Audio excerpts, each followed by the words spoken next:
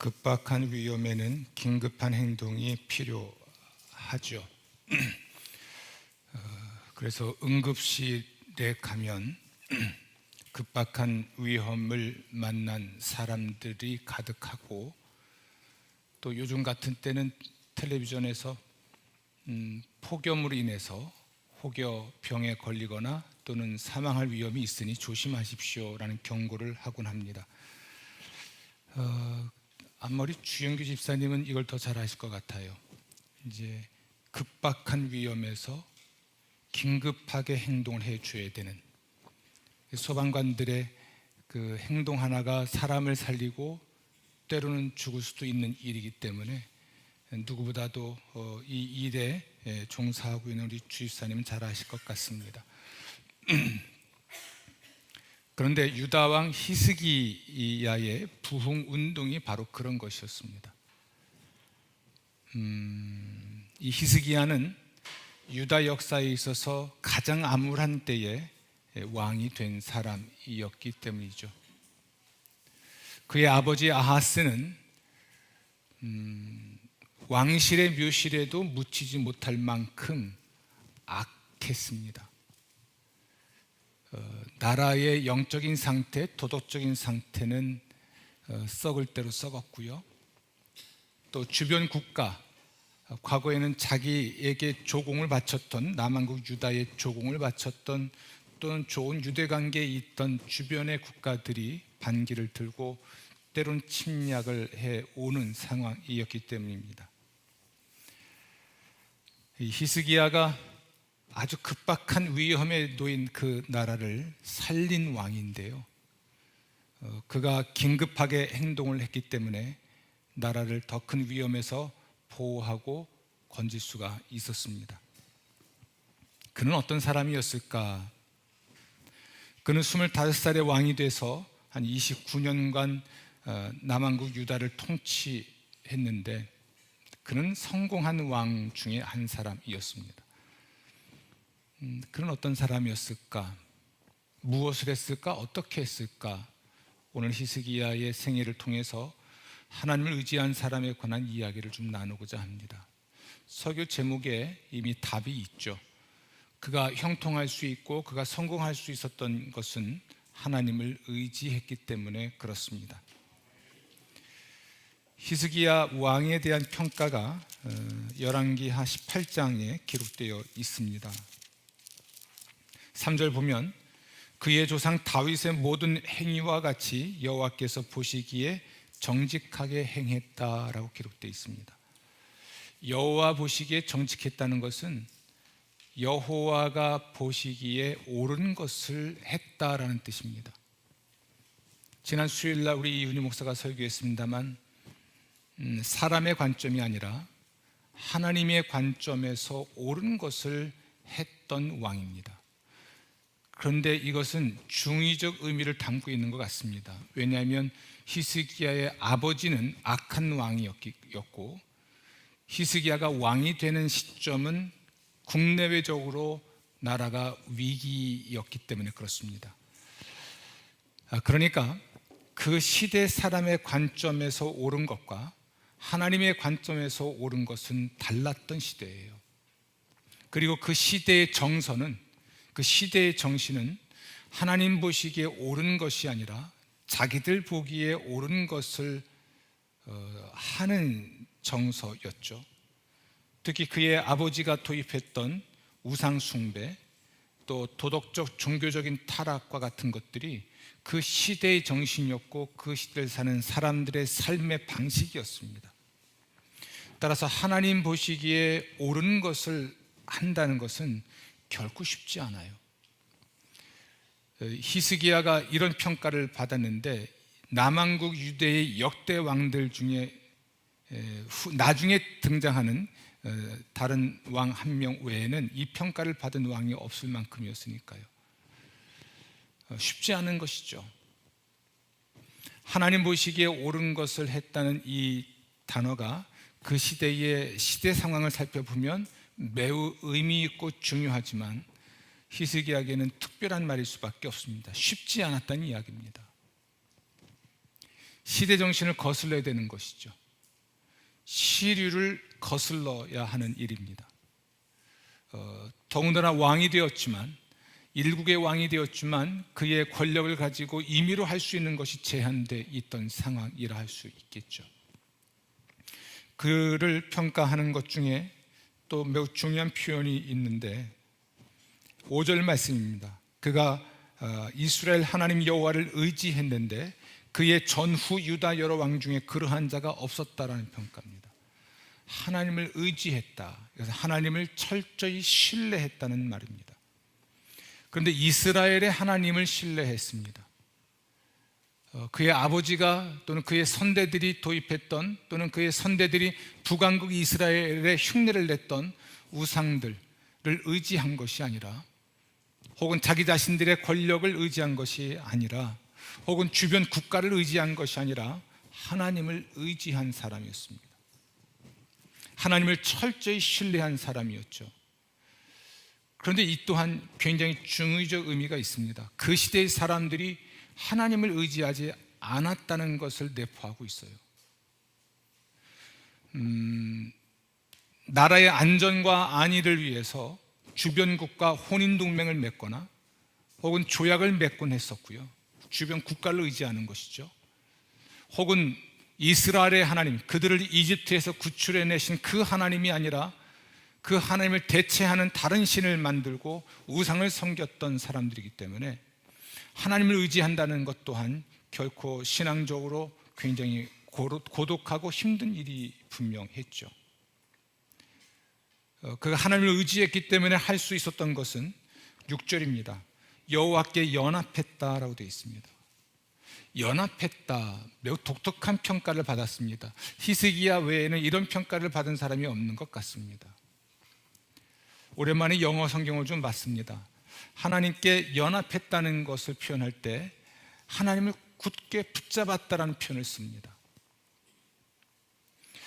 여기는 굉장히 자기 의지가 포함된 것이죠. 어떤 감동이 있어서 자발적으로 했다는 의미도 있겠지만 굉장히 의지적으로 그분을 붙잡았다는 이야기입니다. hold fast 했다, 굳건하게 붙잡았다. 이게 생명줄로 여긴 겁니다. 하나님을 놓지 않은 거죠. 그런데 그분을 굳게 붙잡도록 각오하지 않으면 놓칠 수 있는, 그 손을 놔버릴 수 있는 시대였다는 이야기예요. 그 시대의 사람들이, 그 시대의 정신이 하나님을 붙잡지 못하게 만드는 상황이었죠. 그래서 이 말, 하나님께 연합했다는 말, 하나님에게서 떠나지 않고 하나님 말씀을 지켰다는 것은 굉장히 의미 있는 말이에요. 특히 6절 보면 여호와께서 모세에게 명령하신 계명을 지켰다라고 되어 있습니다. 여호와께서 모세에게 명령하신 말씀, 이걸 지키지 않던 시대입니다. 나중에 히스기야가 신앙의 부흥운동을 할 때에 유월절을 지키게 되는데요, 이 유월절을 지켰다는 것은 그들을 이집트에서 구출해내신 그날 그 일을 기억하고 기념하고 그러면서 하나님의 또 다른 구원을 갈망하는 절기를 지키는 일이었는데 거의 100여 년 만에 지킨 유월절 절기였습니다.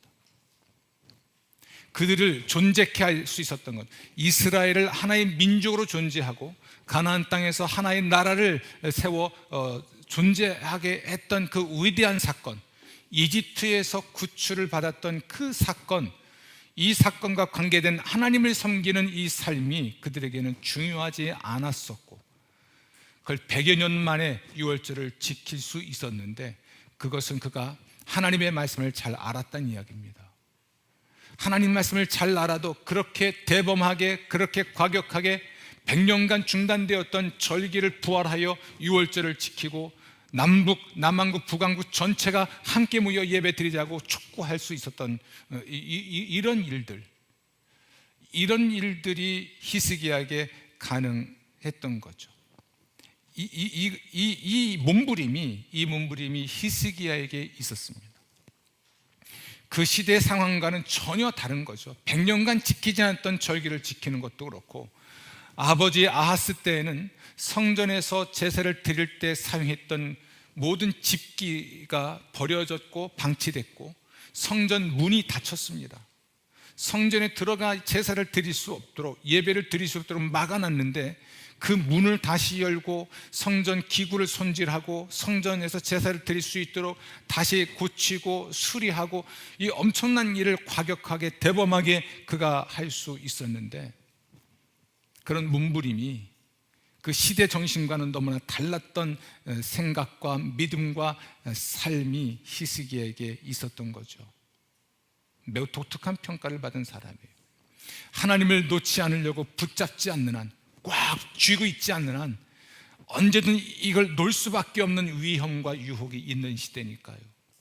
하나님의 말씀이 아니라 세속의 뜻을 따라 살아야만 편안한 시대, 한 나라의 왕이 되었지만 이미 세속화되어 버린 그 신하들과 백성들에게 박수를 받으려면 그들에게 호응해줘야 하니까 하나님 말씀을 지키는 것 자체가 의미가 없던 시대에 그걸 지켜내려고 몸부림을 친 사람이 히스기야입니다. 외롭고 힘든 세월이었겠죠. 그리고 마침내 그는 형통할 수 있었고, 그리고 그 나라는 번영했고 안전했고 안녕할 수가 있었습니다.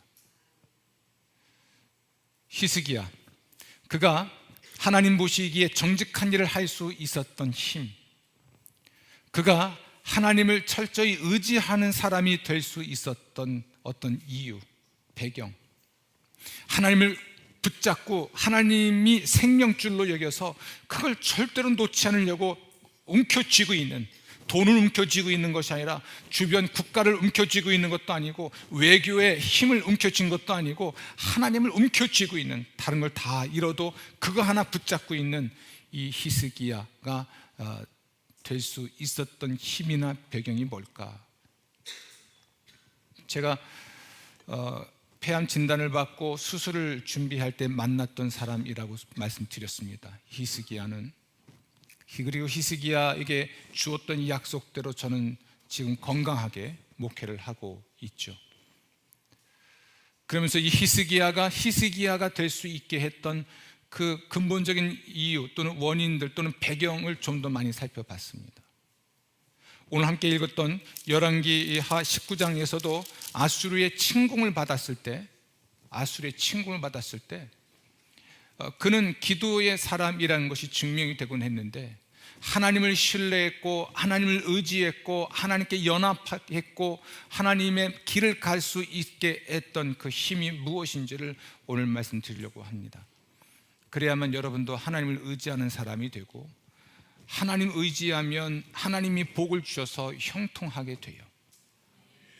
저는 여러분들이 정말 하나님께 복을 받아 형통하게 바랍니다. 히스기야처럼 절대절명의 위기에 처한 국가를 살려낼 수 있는, 그러한 가정과 가문을 살려낼 수 있는 여러분 되시기를 저는 기도하겠습니다. 그러면 히스기야가 어떻게 이러한 사람이 될 수 있었을지 성경이 구체적으로 말을 하고 있지 않지만 묵상하고 또는 성경을 연구하면서 발견한 사실 하나를 소개하려고 합니다. 여러분, 경건한 사람들과 함께 하시기를 주의 이름으로 축원합니다. 그게 답이에요.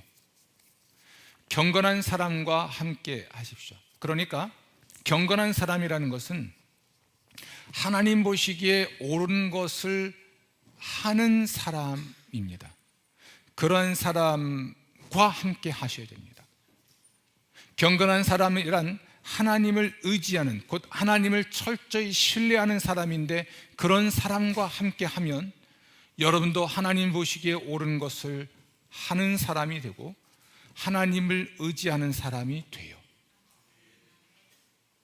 하나님께 연합한 사람, 그 사람과 함께 하면 하나님을 생명줄로 여겨 굳게 붙잡고 어떤 유혹과 위험 속에서도 이 줄만큼은 놓지 않는, 그리고 나라를 살리는 일이든 가문을 일으키는 일이든 자기 개인적인 생명에 달린 일이든 다른 어떤 걸 붙잡지 않고 하나님을 붙잡는 사람과 함께 하면 그 사람도 하나님께 연합한 사람이 됩니다.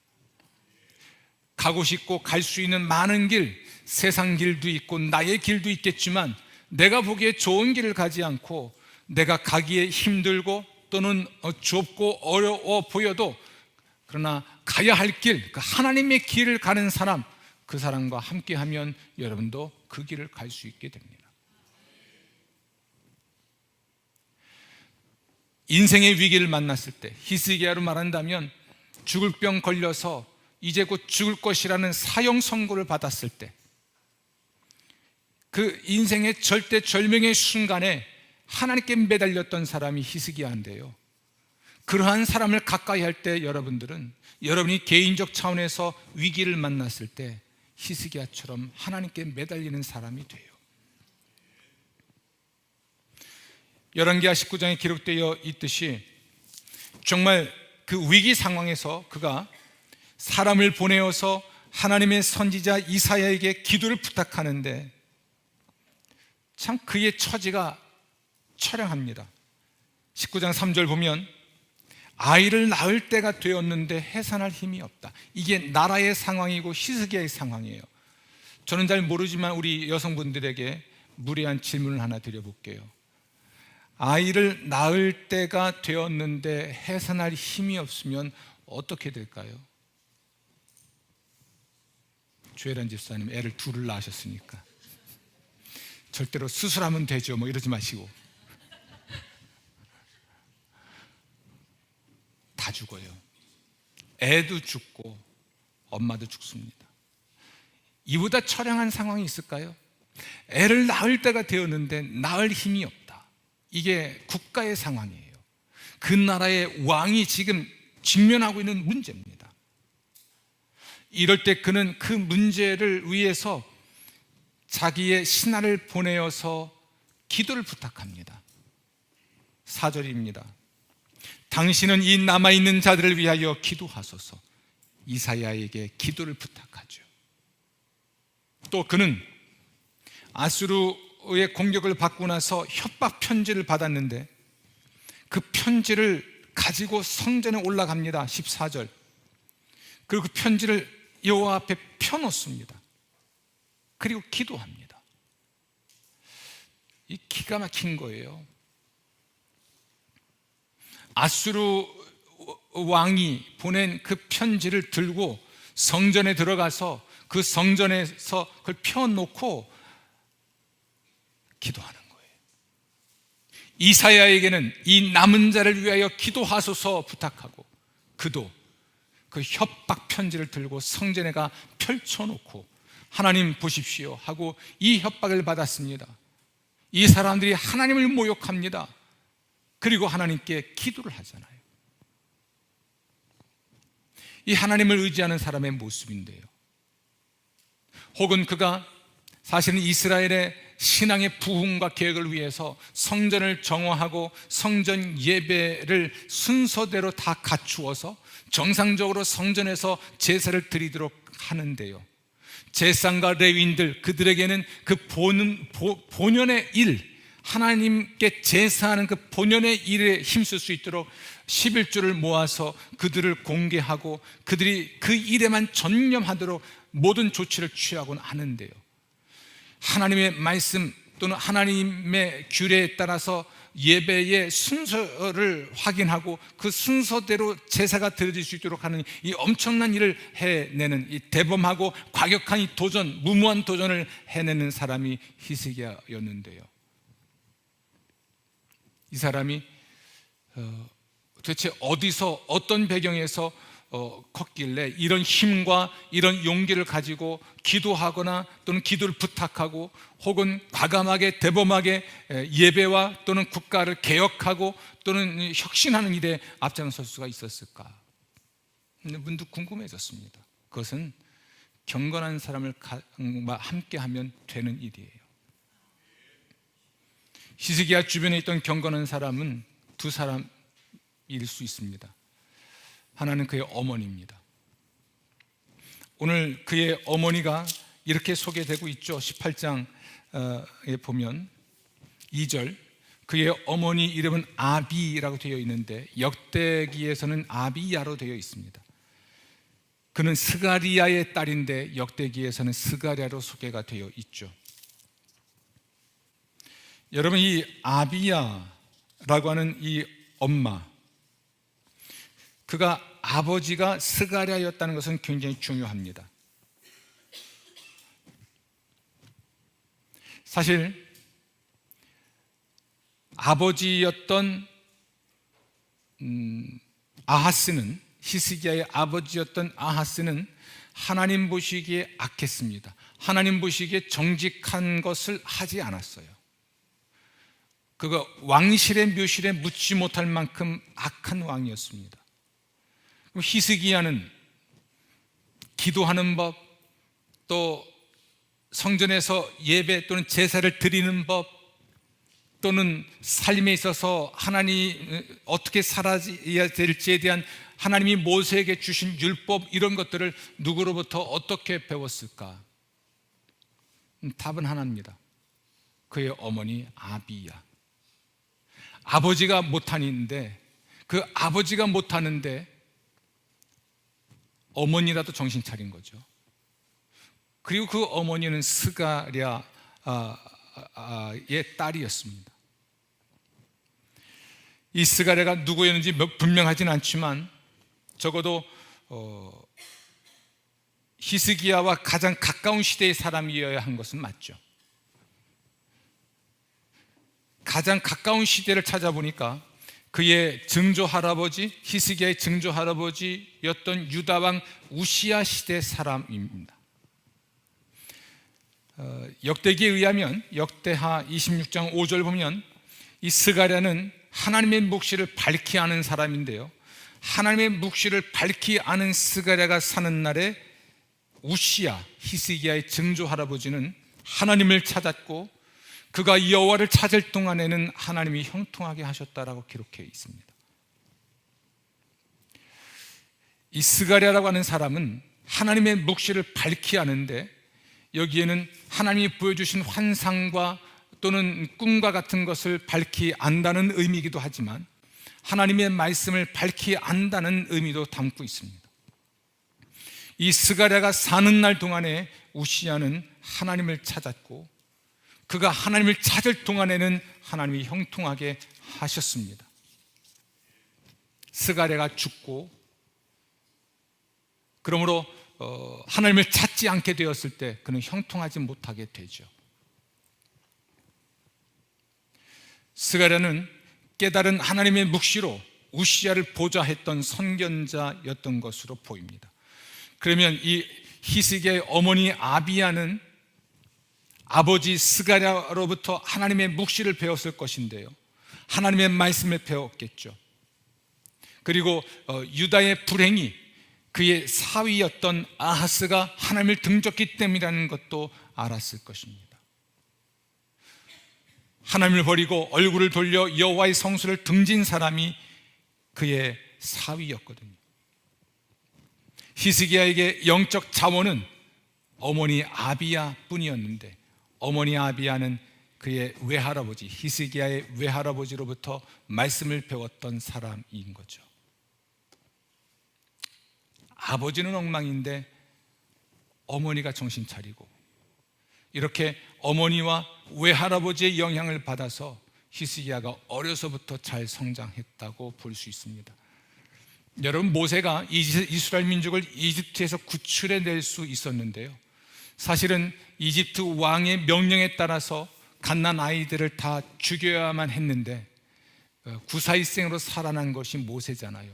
나일 강가에 버려졌다가 이집트 왕의 공주의 눈에 띄어서 그에게 입양이 되는데, 이 모세를 품에 안고 젖을 먹여 키운 사람은 놀랍게도 모세의 친모였습니다. 모세의 친모가 이 아이를 젖을 먹여 키우는 기적 같은 일로 모세는 성장하는데, 그가 성장하면서 그는 이집트 사람이 아니라 히브리 사람이라는 것을 늘 들었고 알았고 하나님의 말씀을 그의 어머니로부터 공급받은 것이 분명합니다. 그리고 모세가 장성했을 때 자기 백성을 이집트에서 구출해내고자 하는 마음을 품게 된 것이죠. 어머니의 영향이 그렇게 큽니다.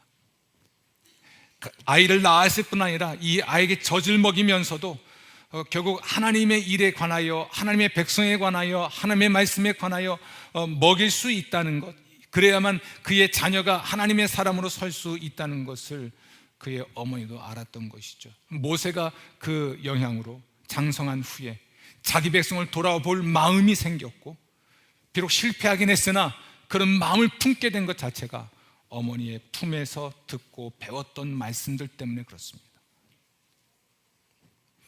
우린 사도 바울이 위대한 복음 전도자인 것을 알고 있죠. 그의 사랑하는 아들이 디모데라는 사람이 있습니다. 성경 디모데 전후서는 사도 바울이 디모데라는 사람에 보낸 편지인데요, 이 디모데라는 사람이 사도 바울을 만났고 예수의 십자가 복음을 듣고 구원을 받고 하나님을 섬기는 일꾼이 될 수 있었던 큰 힘이 그의 어머니와 그의 외할머니 덕이었습니다.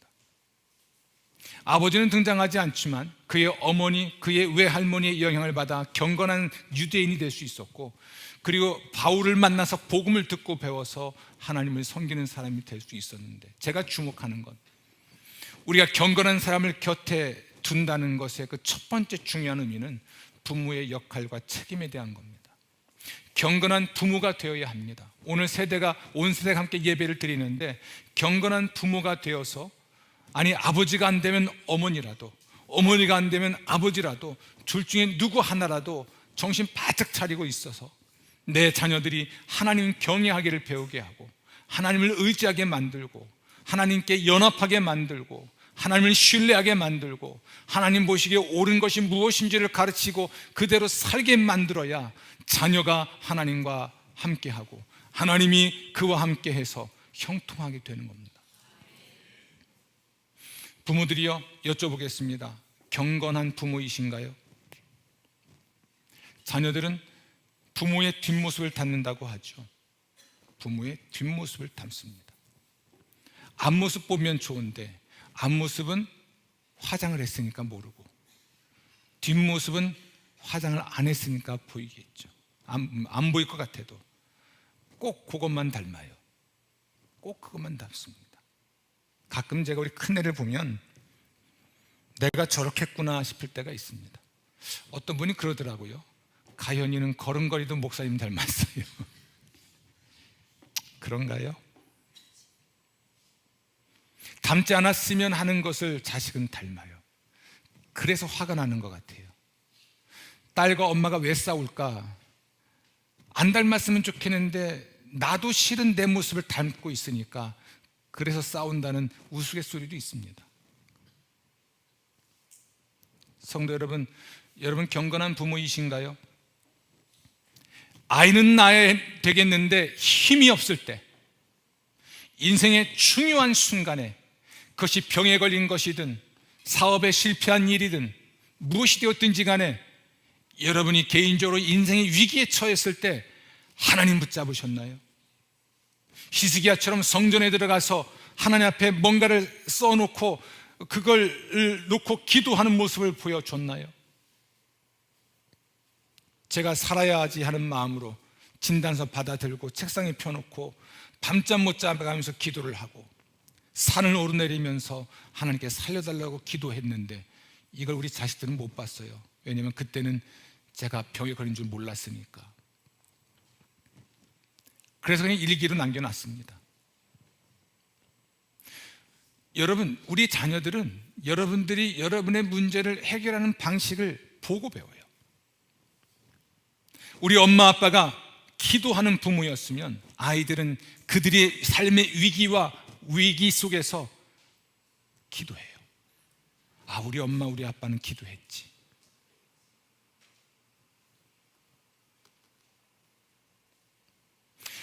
(100%는) 아니지만 적어도 뭔가 중요한 결정을 해야 될 때 그 결정의 기준이 하나님의 말씀인가요? 우리 자녀들이 인생의 중요한 결정을 너무나 많이 자주 해야 되잖아요. 그럴 때마다 우리의 자녀들이 하나님께 들은 말씀, 하나님께 배운 말씀, 기록된 하나님의 말씀을 포함해서 그런 선택과 결정을 할 때 매우 중요한 기준, 절대적인 규범으로 삼는 것이 하나님 말씀이 되게 하려면 우리 부모 세대가 그렇게 해줘야 합니다. 디모데라는 사람이 경건할 수 있었고 사도 바울을 만나 하나님의 구원을 경험한 후에 하나님의 일꾼이 될 수 있었던 것이 그의 어머니와 그리고 외할머니의 영향이었던 것처럼, 히스기야가 형통한 왕이 또는 성공한 왕이 될 수 있었던 것은 그의 어머니와 그의 외할아버지의 영향이었던 것처럼, 아버지가 엉망이면 엄마라도, 엄마가 엉망이면 아버지라도 둘 중에 누구 하나라도 하나님 앞에 정신 차리고 있으면 자식들이 어떻게 인생을 살지를 배우는 겁니다. 하나님 보시기에 옳은 것을 하는 자식, 하나님이 그와 함께 하셨고 그도 하나님과 함께 했기 때문에 형통할 수 있었다면 우리는 경건한 부모가 되어야 하는 것이 맞습니다. 또 이 히스기야라는 사람의 주변에 매우 중요한 사람 한 명이 있는데 그가 이사야입니다. 이사야는 히스기야가 태어나던 그 해에 하나님의 부르심을 받은 선지자입니다. 그러니까 히스기야가 태어나던 해에 선지자의 소명을 받은 사람인데, 이 사람은, 이 선지자 이사야는 그의 증조 할아버지였던 우시야 때부터 요담, 아하스를 거쳐 그리고 히스기야 때까지 선지자로 사역한 사람이에요. 그러니 왕궁을 자유롭게 드나들 수 있었던 왕족 중 한 사람이었던 이 이사야는 히스기야가 태어난 것과 그가 성장해가는 모든 과정을 지켜볼 수 있는 매우 특별한 지위에 있었던 사람이죠. 여러분, 히스기야가 나중에 성전을 정화하고 성전 예배를 복원하고 100년 만에 유월절 절기를 지키게 할 때마다 등장하는 표현이 하나님께서 모세에게 명령하신 규례대로라는 표현이에요. 그가 누구로부터 어디에서 하나님 말씀을 배웠고 공급받을 수 있었을까? 먼저는 경건했던 어머니 영향이었겠지만 직접적으로는 선지자 이사야가 분명합니다. 히스기야는 삶의 중요한 선택과 결정 또는 하나님의 도움과 필요가 있을 때마다 이사야를 찾습니다. 여러분, 그가 병들었을 때 죽을 수밖에 없다는 사실을 히스기야에게 알려준 선지자도 이사야입니다. 히스기야가 자기가 죽을 수밖에 없다는 현실 앞에서 하나님께 탄식하며 기도했을 때 하나님이 생명을 연장시켜 줄 것이라고 말씀해 준 사람도 선지자 이사야입니다. 아수리의 공격을 받았을 때도 기도를 부탁했고 그것을 위하여 기도한 사람도 선지자 이사야죠. 사랑하는 성도 여러분, 경건한 사람과 함께하면 경건하게 됩니다.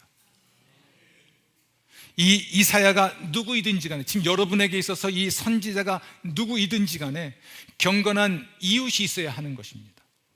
그런데 이 사람이 소수입니다. 엘리야 시대에 바알과 아세라에게 무릎 꿇지 아니한 자 7천을 하나님이 남기셨지만 이스라엘 민족 전체 인구에 비하여 7천은 많은 사람이 아니에요.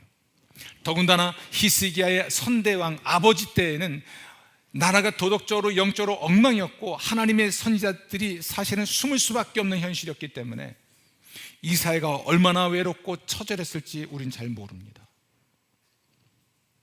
하지만 소수였던 것은 분명한 것 같아요. 소수에 불과하지만 경건한 사람, 하나님을 의지하는 사람, 하나님께 연합한 사람, 하나님 보시기에 옳은 것을 하는 사람을 곁에 두고 그와 함께 할 때 그 또한 그러한 사람이 될 수가 있는 건 분명합니다.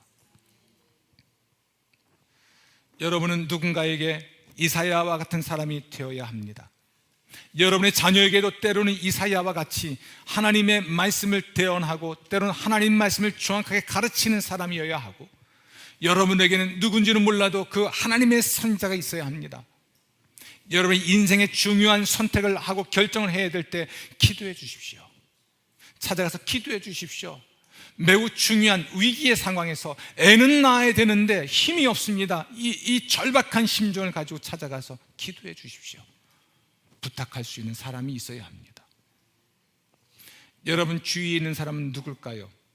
여러분 주위에 있는 그리스도인은 과연 누굽니까? 그는 경건한 사람입니까? 아니면 불신앙의 사람입니까? 불신앙의 사람과 하나님을 의지하지 않는 사람과 함께 있으면 하나님을 의지하지 않게 돼요. 하나님께 연합하지 않은 사람, 하나님을 생명줄처럼 붙잡지 않는 사람, 하나님 외에 돈도 붙잡고 권력도 붙잡고 지식도 붙잡는 그런 사람과 함께 있으면 여러분이 삶의 위기에 처했을 때 하나님만 붙잡는 게 아니라 다른 것도 자꾸 붙잡습니다. 여러분 주위에 있는 사람을 살펴보십시오. 그냥 우리 성도들이라서 정보는 주고받고 인사는 하고 살 수 있지만 인생에 깊이 있는 이야기를 나눌 수 있는 사람이 있어야 하거든요. 그 사람이 누군지 보십시오. 히스기야가 중요하고 또 중요한 시기에 왕이 되었고, 남왕국 유다의 새로운 부흥과 번영의 시간들을 구가할 수 있었던 것은 그가 이렇게 경건한 사람들과 함께 했기 때문입니다. 하나님 보시기에 옳은 것을 하는 사람, 하나님을 철저히 신뢰하고 의지하는 사람, 하나님을 생명줄로 여겨 붙잡는, 하나님께 연합한 사람, 하나님의 말씀대로 살아가는 사람, 그러한 사람이 여러분 되시고 그런 사람과 함께 하십시오. 하나님이 복을 주시고 형통케 하실 줄로 믿습니다. 오늘 온 세대가 함께 예배를 드리는데, 부모들이요, 여러분들이 자녀에게 물려줄 수 있는 최고의 유산은 하나님을 경외하는 법을 가르치는 겁니다. 그래서 여러분의 자녀들이 형통케 되기를 저는 기도하겠습니다. 하나님을 의지하시기를 주의 이름으로 축원합니다.